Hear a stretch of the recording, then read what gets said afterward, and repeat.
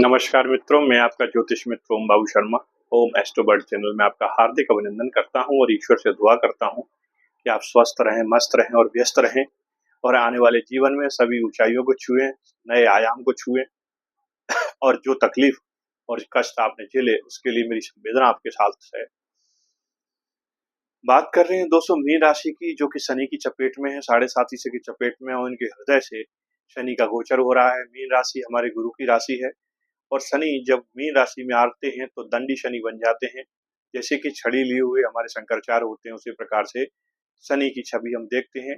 दंडी शनि होते हैं, न्याय पर काम करते हैं, बहुत उग्र तो नहीं होते लेकिन किसी भी गलत काम का हमको ये जो है फल जरूर भोगना पड़ता है यदि हमने कोई गलत कार्य किया है इस 7.5 में।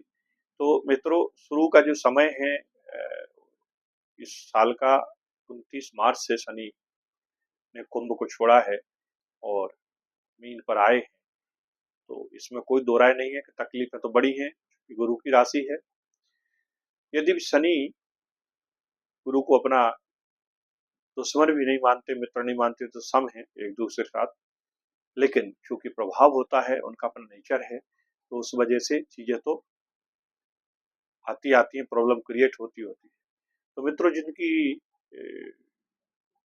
पूरा कुंडली में लग्न में 12 अंक लिखे हों या जिनके चंद्रमा 12 अंक पर बैठे हों, ऐसे जातक मीन राशि या मीन लग्न वाले कहलाते हैं।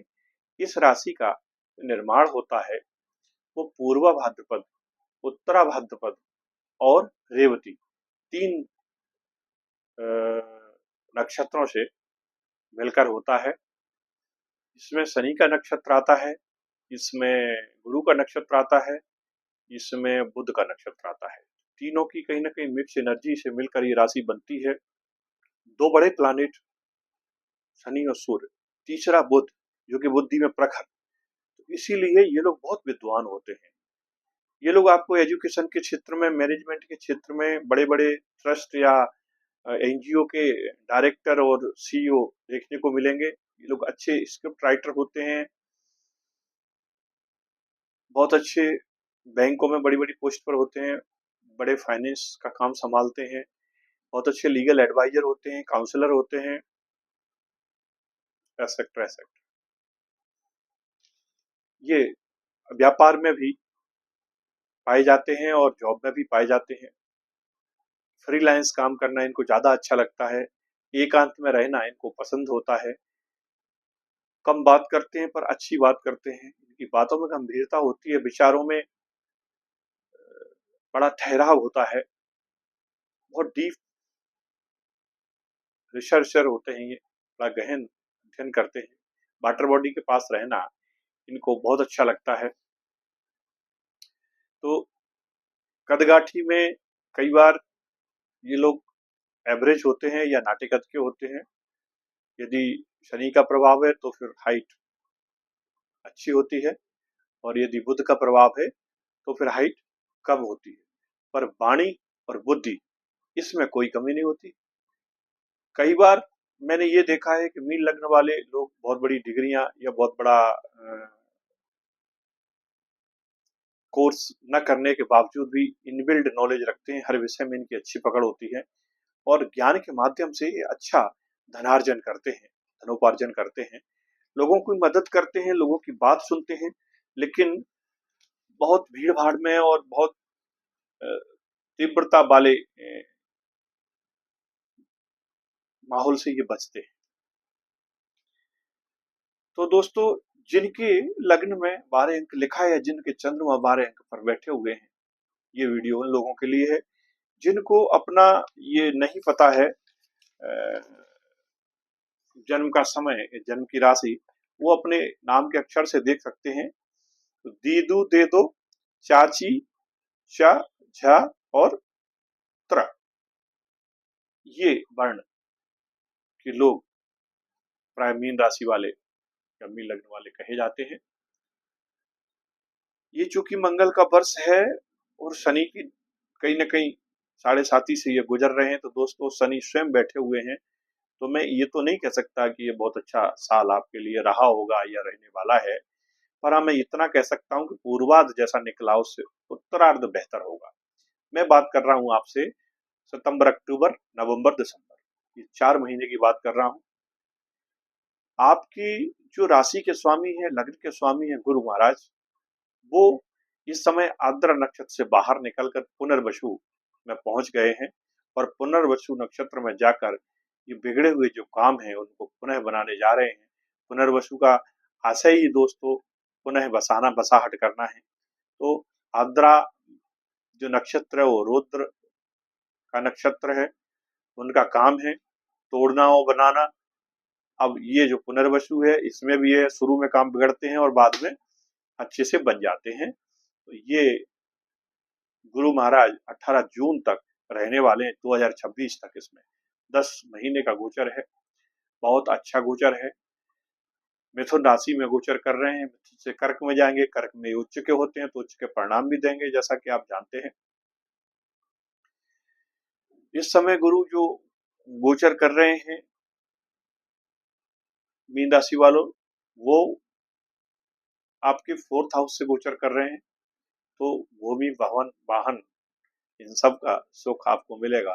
साथ ही साथ कर्क में जाएंगे तो 5वें घर का भी आपको लाभ देंगे और जब वहां बैठेंगे तो आपको पूरे त्रिकोण को, धर्म त्रिकोण को कंट्रोल करेंगे, यानी कि पहले घर को, 5वें घर को और 9वें घर को।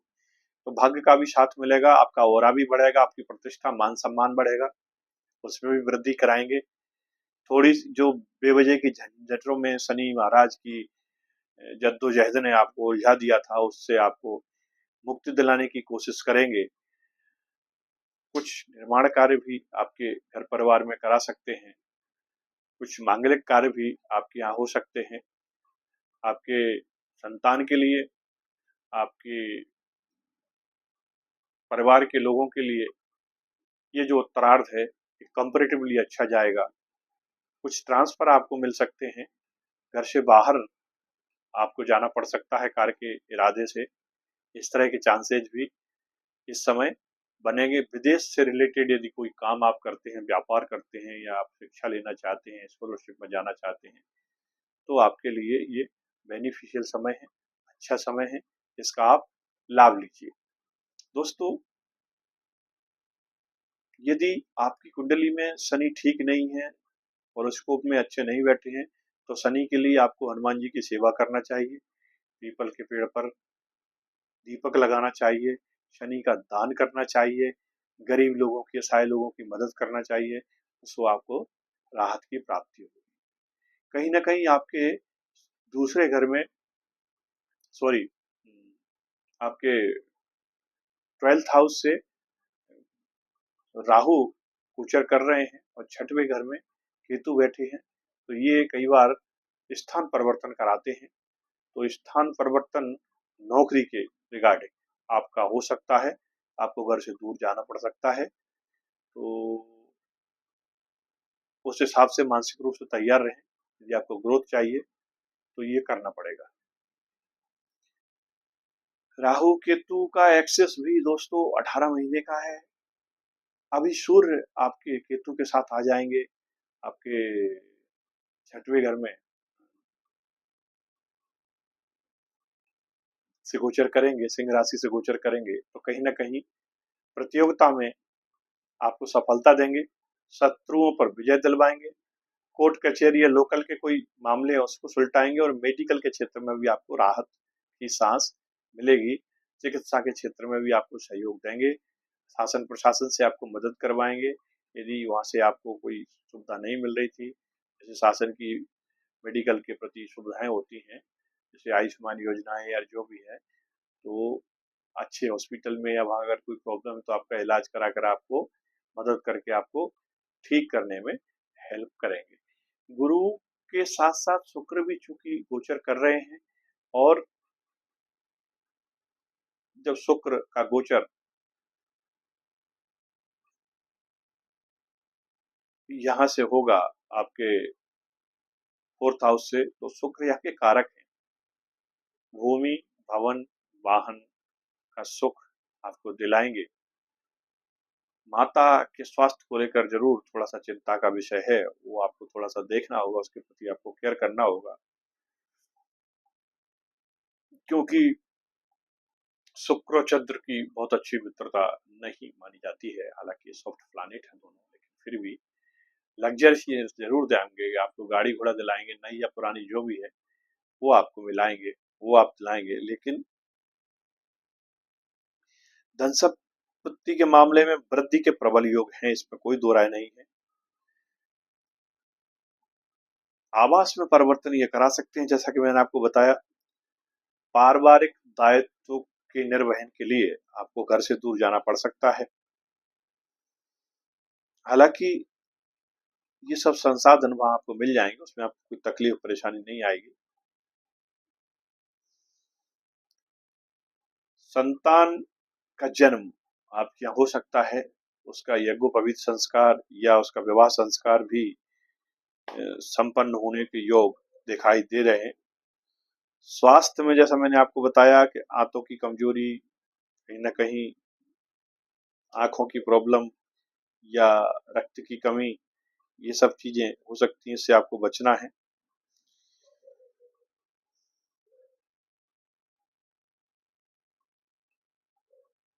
कैरियर के क्षेत्र में तो मैंने आपको बताया कि आपको लाभ मिलेगा ही मिलेगा, इसमें कहीं कोई दो राय नहीं है।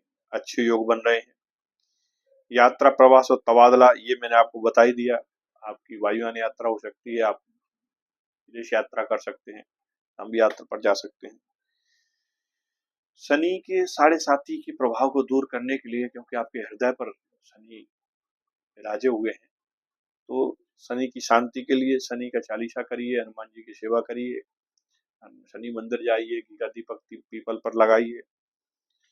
इस तरह के कार्य करने से 3 स्थान की यात्रा करिए, आपको शांति मिलेगी और राहत मिलेगी। उम्मीद करता हूँ वीडियो में दी गई जानकारी आपको पसंद आएगी। दोस्तों, माहवार वीडियो भी आपको देंगे सितंबर, अक्टूबर, नवंबर, दिसंबर, जिसमें हर ग्रह पर हम अलग-अलग चर्चा करेंगे डिटेल में। अभी मैंने आपको मोटा-मोटी बता दिया कि कौन से राशि से कौन सा ग्रह गोचर कर रहा है। अब मंगल है, शुक्र है, सूर्य है, ये तो लगभग हर महीने राशि बदलते हैं, है ना? तो आज मान लीजिए मंगल कन्या से गोचर कर रहे हैं, तो कल को तुला में पहुंच जाएंगे। कल मतलब 1 महीने बाद, उसके बाद 45 दिन बाद, 40 दिन बाद फिर परिवर्तित करेंगे अपनी राशि। तो ये कन्या से लेके धनु तक पहुंचेंगे। ऐसे ही सूर्य आपके अभी गोचर कर रहे हैं कर्क में, ये सिंह में आने वाले हैं, और सिंह से बाद ये भी धनु तक पहुंचेंगे दिसंबर में। बुध भी धनु राशि तक पहुंचेंगे और शुक्र भी। ये 4 महीने में 4 राशियां तय करेंगे, चारों ग्रह। और गुरु महाराज 2 राशियों में आगे पीछे होंगे, कर्क और मिथुन। बार बार इनका आना और जाना दोनों में लगा रहेगा। तो ये दोनों राशियों के प्रभाव और दोनों भावों के प्रभाव कहीं ना कहीं आपको देंगे, और 3 घरों पर दृष्टि डालेंगे। तो जहां बैठे हैं वहां से 3 दृष्टि यानी कि 4, और 4 दूनी 8, 8 घरों के प्रभावित करेंगे। 8 घर से आपके अच्छे और सुखद परिणाम आपको दिलाएंगे। इसीलिए मैं आपको कह रहा हूं कि 12 में से जब 8 घर के परिणाम आपको अच्छे मिलेंगे, तो निश्चित तौर से ये गोचर आपके लिए लाभकारी सिद्ध होगा। उम्मीद करता हूं वीडियो आपको अच्छी लगी होगी। यदि कोई सजेशन हो तो हमारे कमेंट्स में जरूर आप दें, और कोई सजेशन नहीं है तो कमेंट्स में जय श्री राम या राधे राधे या जय भोलेनाथ, जो भी आपको ठीक लगता है, कोई भी एक शब्द उसमें किसी भी इष्ट के नाम से जरूर लिखें, जिससे हमको ये पता चले कि आपने उपस्थिति हमारे चैनल पर दर्ज करा दी है। चैनल को सब्सक्राइब करें, बेल आइकन का बटन दबाएं, शेयर करें, लाइक करें, जिससे आने वाली वीडियो का नोटिफिकेशन भी आपको मिल सके। दोस्तों, जब आपका प्यार मिलता है, स्नेह मिलता है, तो हमारा भी मोटिवेशन बढ़ता है, और हमारी कोशिश रहती है कि अपने व्यस्ततम समय में से समय निकालकर कुछ ज्ञान चर्चा आपके साथ कर सकें। वैसे तो सभी ज्ञानी ध्यानी हैं आज के जमाने में, किसी को ज्ञान की जरूरत है नहीं है, पर ये गुण विषय है दोस्तों, इसमें डुबकी लगा के कुछ न कुछ निकालते रहना चाहिए ताउम्र, क्योंकि ज्योतिष बहुत बृहद बृहद विषय है। 7 जन्म लेके भी इसकी पूरी जानकारी कोई नहीं दे सकता। यदि कोई आपको ये कहता है कि मैं ज्योतिष का जानकार हूं, तो आप समझ के चलना, कुछ नहीं आता उस व्यक्ति। नमस्कार।